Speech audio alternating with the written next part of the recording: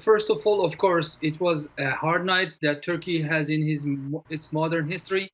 Although there has been several coups in the near past, but this time it was bloody, and then the people that took arms against civilians with bare hands. So it was a big trauma. I think this trauma will be there in Turkish military for coming decades, because for the first time, a faction of uh, a group of military personnel took arms at the face of people and started to kill people.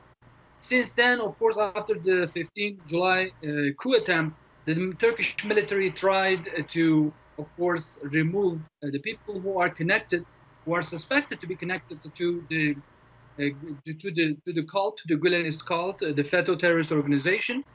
And of course, besides that, they connected the military to the defense minister. Before that, it was not the case. Many other reforms has been taken in terms of structural reforms has been taken place within the military in order to have some types of transparency within the organization and make sure that people are not, some other people would not take arms and then attack the people of Turkey just for their political interests or their connections, which are not within the state, which are not within the nation. And Kasim, 4 years ago, when the coup attempt took place, the United States was in a very interesting political time. It was during the 2016 presidential campaign. This was during the Obama administration. Turkey didn't quite get the reaction that it was looking for from the U.S. on this, particularly with the extradition of Fethullah Gulen, who we know has been living in Pennsylvania and has asylum here in the United States. Where would you say things have gone from that point to where we are now under the Trump administration?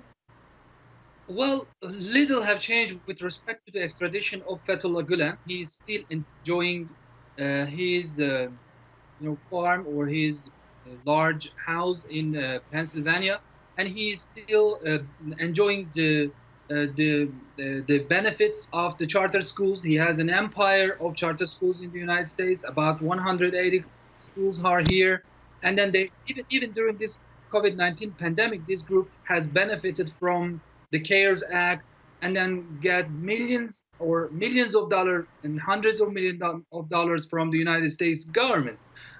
Little has changed since Obama administration. But what I can say with respect to Obama administration, I was here on July 15th, and the thing that I was expecting from the U.S. government was this. As a journalist, we have been hearing from from the podiums of Washington, about democracy, about freedom, about liberty. We were expecting the State Department or any other U.S. institution make such an explanation or such a statement with respect to July 15th coup attempt. However, it didn't came.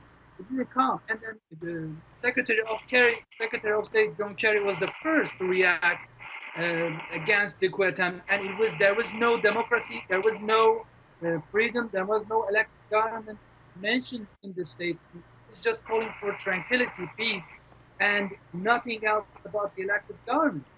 Just after the coup attempt was failed, and Obama administration then came out and made a statement supporting the elected government. This reaction, this late reaction, has caused Turkish governments and Turkish nations trust in American government in Washington, because it really kind of undermines the discourse of Washington with respect to democracy, with respect to the values, the founding values of the United States, because now the Turkish nation understood that the American support for democracy is just conditional. And it took 57 days for Joe Biden to visit Turkey and to say, just to pay condolences to the Turkish government, and then with respect to this question.